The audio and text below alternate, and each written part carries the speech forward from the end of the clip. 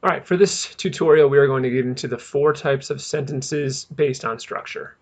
And this will help add variety to your writing, add style to your writing, add intentionality to your writing. First one is the most basic, simple sentence. Simple sentence is the most common type of sentence you'll write. It must have a subject and a verb. It must express a complete thought, and it must have one clause. That is the independent clause. If it doesn't do those things, then it is considered a fragment. Examples of simple sentences: I ran out of paper for the printer. The cake smells good. Can I have some milk to drink, please? She went to the store. Turn in your homework. The Broncos lost last week. Did you have a nice break? Notice again, simple, short. They don't really have much style, much flair to them. They're all almost the same length. Simple sentences serve a point, but in a paper, if all you write is simple sentences, it's going to be a very boring, monotonous paper. Second type, compound sentence. Compound sentence is made up of 2 independent clauses that are related or joined together in some way. They must be connected. 2 independent clauses are joined with a semicolon or a comma and a conjunction. There are different types of conjunctions. We're going to focus on the coordinating conjunctions. The rule: the comma must always come before the conjunction. If you're writing a compound sentence with comma and conjunction, the comma comes before. The coordinating conjunctions to remember. Remember the acronym FANBOYS. For, and, nor, but, or, yet, and so. Those are the most common coordinating conjunctions you will use when writing compound sentences. Examples of compound sentences. Notice the 2 different ways that they're written. I ran to class, comma, but my friend walked. Anne went to her friend's house, comma, and her sister accompanied her. I went quickly, comma, for I had to attend a meeting at 9 a.m. On Thursday we have a test, comma, or we can postpone until next week. Notice all of those were comma, conjunction. Each side is an independent clause. The last 2, we just finished reading Touching Spirit Bear, semicolon. Next quarter we'll read A Long Walk to Water. We were lucky to have so much in-person school, semicolon. Most districts around the country weren't so lucky. Again, notice semicolon, no conjunction. And on each side of the semicolon is an independent clause. Those are all compound sentences. Third type, complex sentence. This type of sentence contains both an independent clause and a dependent clause. That's what makes it complex. This is a great type of sentence to help add variety to your writing. I love complex sentences.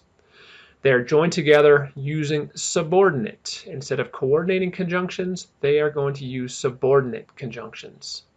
Notice the examples: as if, before, after, because, though, even though, while, when, whenever, if, during, as long as, since, until, unless, where, and wherever. Those are all examples of subordinate conjunctions. If the dependent clause comes first in the sentence before the independent, we will have a comma after the clause. If the dependent clause comes after the independent, we will not have a comma. We'll look at examples and see what that looks like. Notice in these example sentences, the dependent clause is bolded. As the bridge wasn't properly maintained by the government, comma, it fell down. Notice the dependent clause. Even though it's so long, it's still a dependent clause. Notice the subordinate conjunction, as. Whenever they eat at this restaurant, comma, they order a hamburger and fries. Notice the subordinate conjunction, whenever, and then the comma after restaurant. He'll be able to maintain a healthy weight if he keeps exercising. Notice the dependent clause at the end of the sentence, if he keeps exercising, so therefore no comma. As the world is getting warmer, comma, polar bears are in danger of becoming extinct. Notice as again, it's one of the more common subordinating conjunctions. Now, the next set of examples, it's the same sentence, it's just written in two different ways. Notice how one has a comma and one doesn't. After he finishes the project, comma, his grades will go up. Dependent clause, comma, independent clause. His grade will go up after he finishes his project. Independent clause comes first, no comma, dependent clause. The more familiar you become with complex sentences, the easier that rule is to remember. Last type, compound complex. This sentence will contain two independent clauses, compound, plus one dependent clause, complex. You are combining a simple sentence with a complex sentence. You'll use this type least, but when you do, it will draw a lot of attention to it. Notice my example, that was a compound complex sentence. Other examples, Tom reads novels, but Phil reads comics because novels are too difficult. Independent clause number one, Tom reads novels. That's a sentence on its own.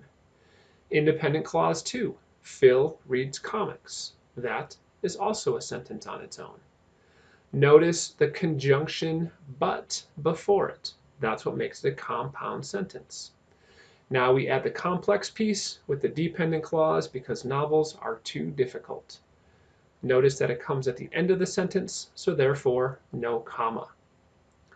Second example, while Tom reads novels, Phil reads comics, but Sam reads only magazines. This one starts with the dependent clause, while, subordinating conjunction, while Tom reads novels, comma. Now we have the independent clauses joined by a comma in a conjunction. Independent clause 1, Phil reads comics. Independent clause 2, Sam reads only magazines. Notice comma, conjunction but. It seems pretty complicated, but it really isn't when we start looking at your writing. Now, why do we need to know this?